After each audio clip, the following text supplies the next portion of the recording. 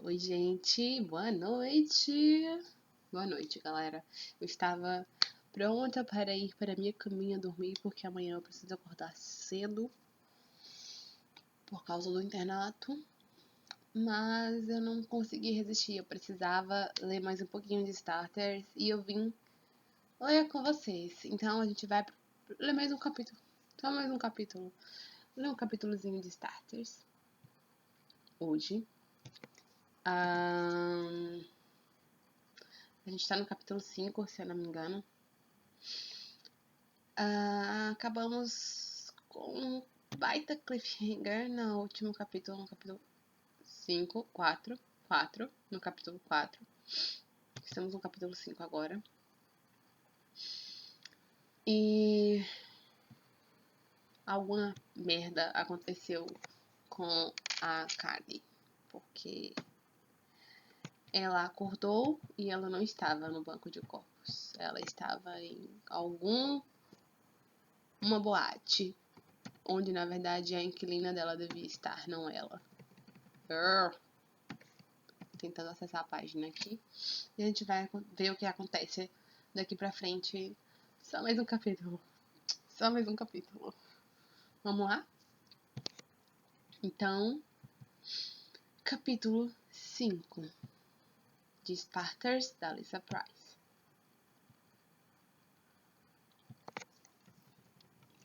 Capítulo 5. Eu estava em pé no meio da danceteria, paralisada.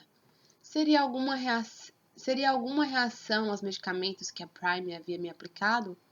Ou talvez tivesse a ver com o chip. Eu me virei na direção de Madison. Não diga nada a ela. Isso é em itálico. É a voz na cabeça dela. Não diga nada a ela. Ela agarrou meu braço. Não. Esqueça as regras sobre garotos, disse ela, enfatizando cada palavra com um movimento do dedo indicador. Madison me trouxe de volta ao mundo físico. Ela parecia uma popstar, mas agia como uma vovó. Preste atenção, disse ela enquanto algumas das mechas de seu cabelo lhe caíam sobre um olho. Isso é importante. De qual regra você está falando? Eu perguntei, tentando manter um tom neutro. Você sabe, ela abaixou a voz. Nada de SEXO. Ela levantou as sobrancelhas, especialmente com adolescentes verdadeiros. O que você quer dizer com especialmente? Se é uma regra, não pode haver casos que sejam especialmente importantes. Você sabe o que eu quero dizer, ela revirou os olhos. Simplesmente esqueça aquele garoto. Com vozes na cabeça, eu tinha outras coisas muito mais importantes com que me preocupar. Que garoto? Eu perguntei. Isso a fez rir. Blake estava junto com seus amigos no outro lado do salão. Quer dizer que ele não sabe que somos inquilinas? Perguntei. Você não leu seu contrato, querida? É claro que ele não sabe. Não podemos contar a ninguém que não seja um inquilino. Quem ainda lê contratos hoje em dia? Eu dei de ombros. Do outro lado do salão, Blake olhava para mim, atraindo-me com seu olhar. Olhar 43. Nossa, que velhice. Tô parecendo um Ender falando agora. Vamos lá. Madison cruzou os braços que cintilavam com o glitter que ela havia aplicado. É melhor terminar de tomar o seu café. Esvaziei a xícara, gemendo com amargor. Talvez isso ajudasse a clarear minhas ideias. Talvez fizesse a voz ir embora completamente. Qual é o problema? Você não está acostumada a tomar café? Perguntou ela. Senti uma coceira em minha boca. Não, nunca. As únicas vezes que eu tomara café foi misturado com leite, com bastante açúcar e chantilly, antes da guerra. Considere isso como um remédio para a sua bebedeira. Madison olhou para o relógio. Céus, está tarde. Preciso ir embora. Ela abriu a pequena bolsa que trazia consigo e tirou algo de dentro. Aqui está, Callie, querida. Meu cartão, disse ela entregando-o para mim.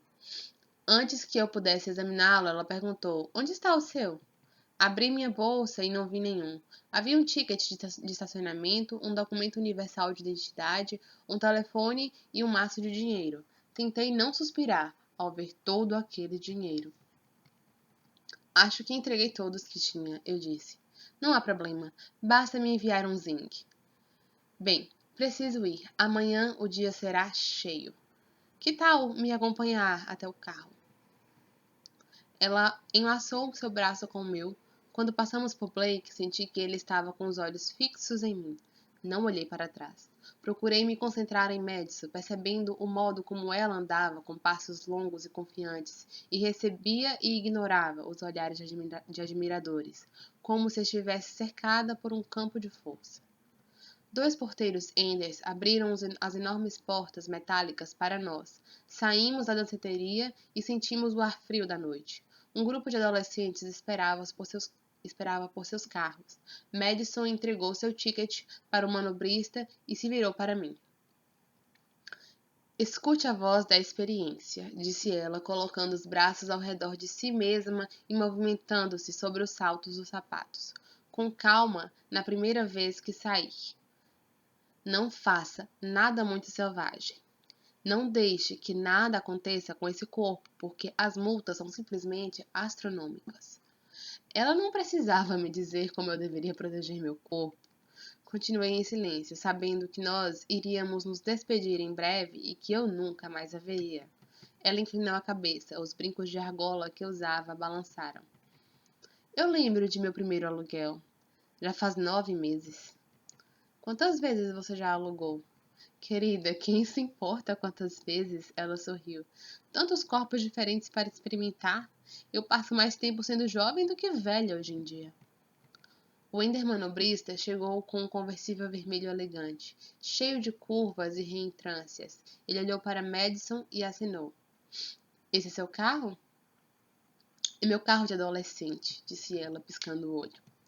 Eu a acompanhei até o automóvel e admirei a pintura reluzente e dimensional.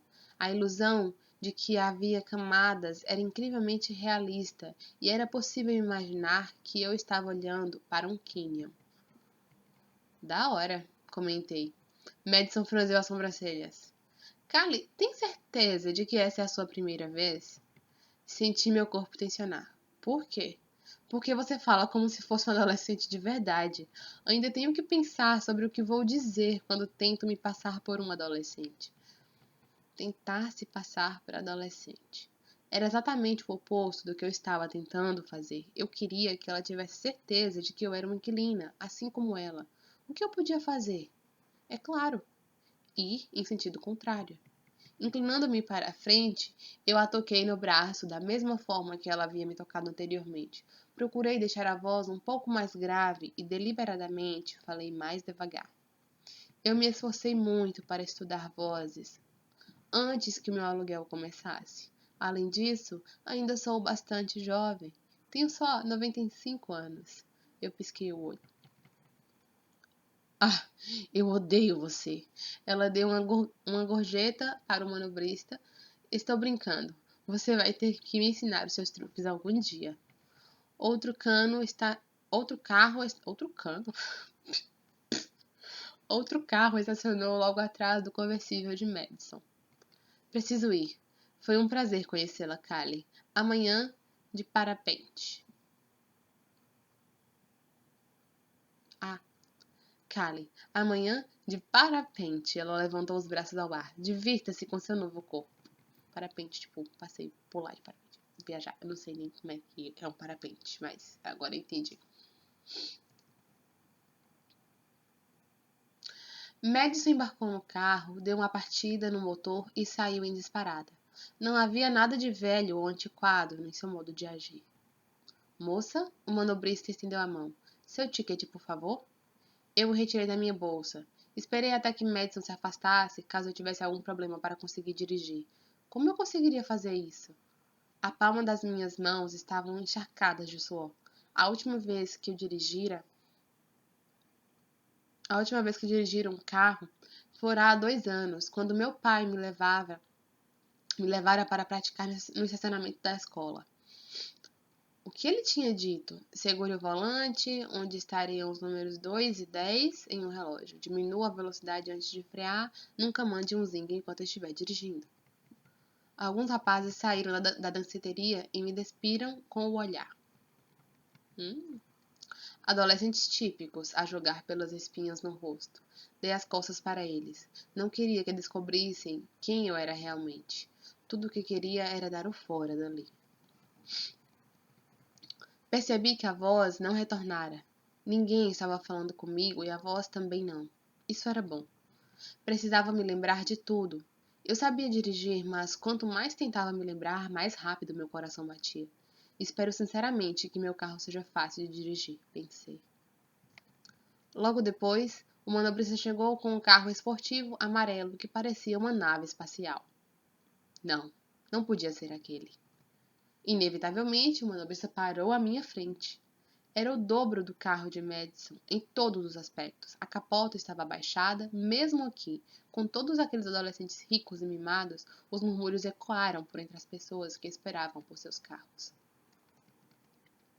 Senti que todos os olhos estavam sobre mim enquanto andava até a porta do lado do motorista. Dei uma gorjeta para o manobrista, como Madison fizera, sentei no banco de couro macio e me deparei com um painel que tinha mais controles e mostradores do que um avião a jato.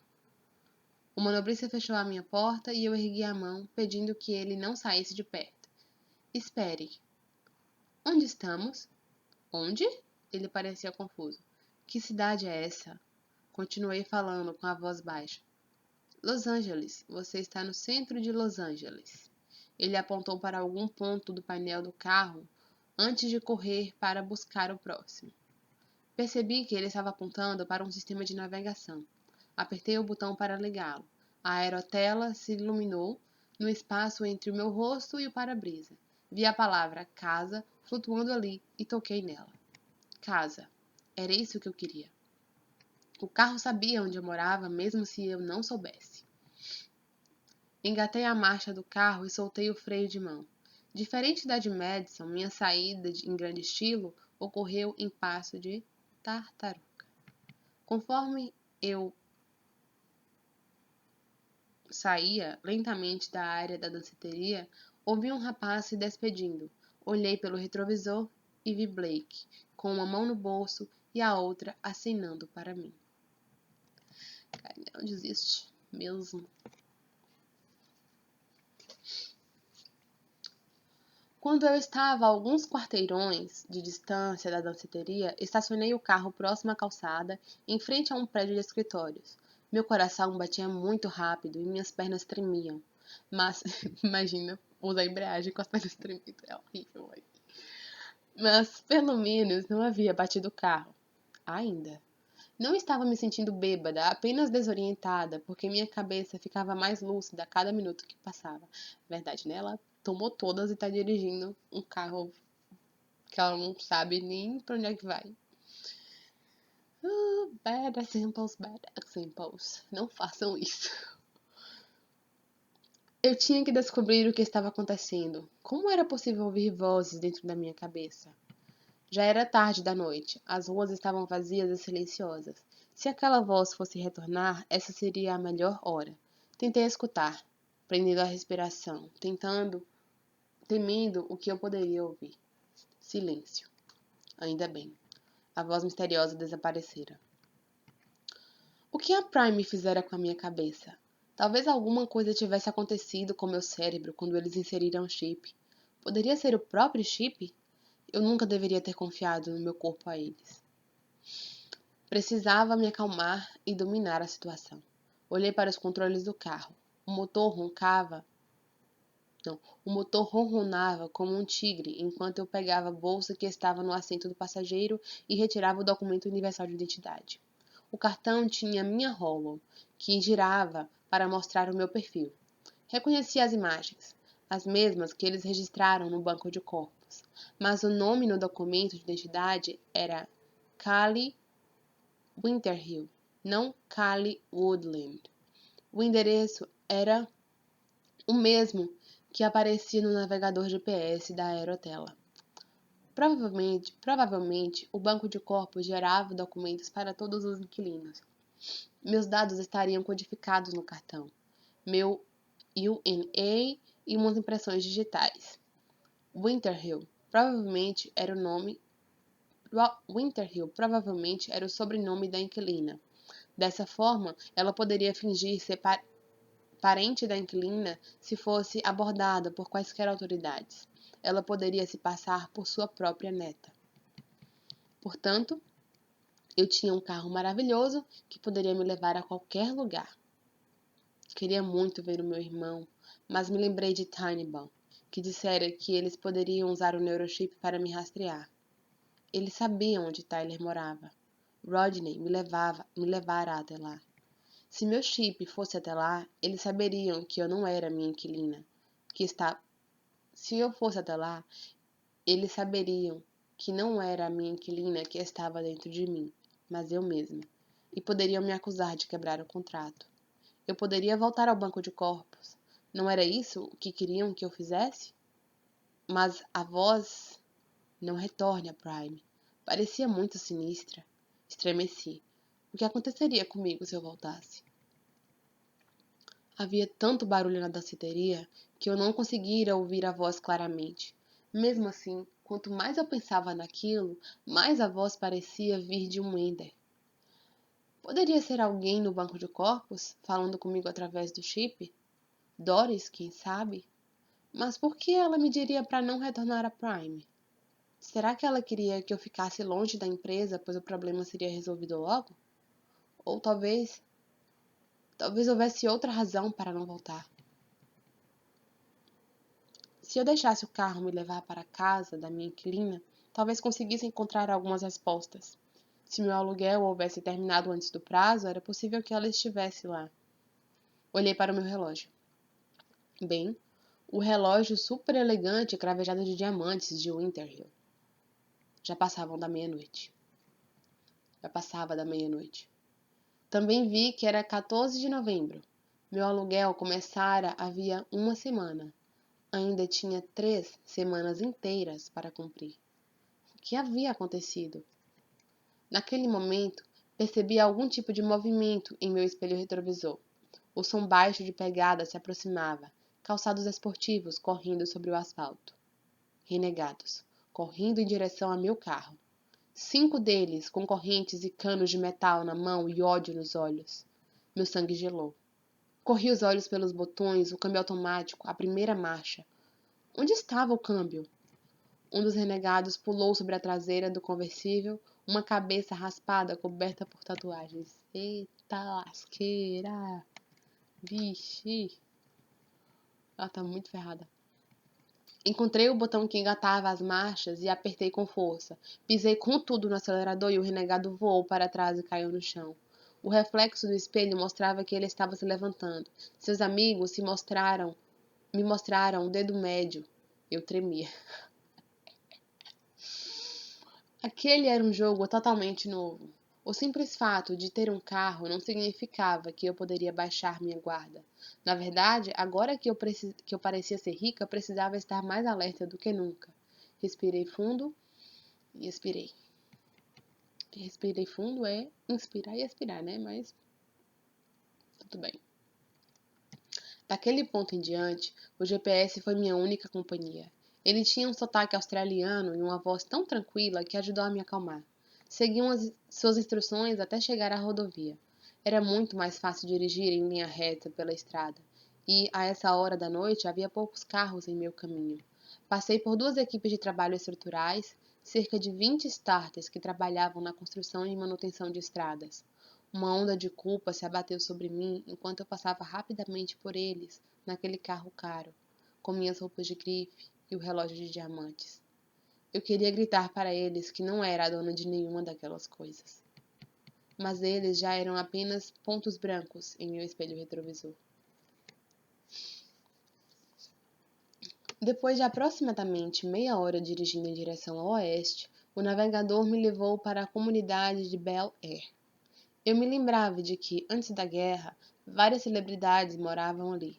Passei por um guarda particular que olhou para mim enquanto dirigia. Passei em frente a mansões dignas de qualquer sonho, algumas, algumas vigiadas por guardas, até que o navegador avisou que eu havia chegado à minha casa. Ele não tinha me avisado que era uma mega mansão. Não vi nenhum guarda. Não havia um portão enorme, mas havia um enorme portão de ferro. Dirigi até o portão e parei, freando com tanta força que meu corpo foi projetado para frente. Recostei-me no assento e procurei pelo controle que abriria o portão. Um pequeno disco preto repousava no porta-copos. Eu apertei e os portões se abriram como se aquilo fosse a entrada do paraíso.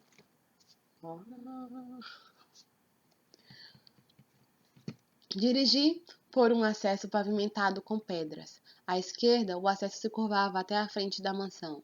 À direita, o caminho continuava em direção a uma garagem para 5 carros. As portas da garagem se abriram junto com o portão, revelando 3 carros estacionados: um furgão, uma limusine e um carro esportivo pequeno, azul. Estacionei em uma das 2 vagas que ainda restavam e desliguei o motor. Senti meu corpo amolecer por inteiro. Não batera em nada no caminho até ali. Tinha levado o carro caríssimo da Sra. Winterhill em segurança até o seu devido lugar. Eu esperava de todo o coração que ela ficasse feliz com isso. E agora? Percebi que havia algumas coisas estranhas aqui. Eu esperava que a Sra. Winterhill estivesse em casa para me explicar o que havia acontecido. Talvez tudo se resolvesse e pudéssemos começar de novo. Se eu tivesse sorte, conseguiria o crédito pela parte do contrato que já cumprira. Uma porta dentro da garagem servia como entrada lateral para casa. Bati. Ninguém veio atender. Era quase 1 hora da manhã. Olhei para o teclado que havia ao lado da porta, mas não fazia ideia de qual era o código. Andei pela garagem e saí por uma porta nos fundos. Meus saltos agulha estalaram contra as pedras enquanto eu caminhava em direção à porta da casa. Passando por obras de paisagismo elegantíssimas, gramados bem cuidados, arbustos floridos, árvores imponentes. A conta de água da Sra. Winterhill deveria ser astronômica. Subi 2 degraus até as imensas portas de entrada. Minha proximidade ativou o sensor de presença e eu ouvi uma campainha tocar dentro da casa. Depois de 1 minuto, ouvi passos. A porta se abriu. Uma Ender magra e sonolenta segurava seu roupão ao redor do corpo e saiu do caminho para permitir que eu entrasse. Quer dizer que você finalmente decidiu voltar para casa. Fim do capítulo 5.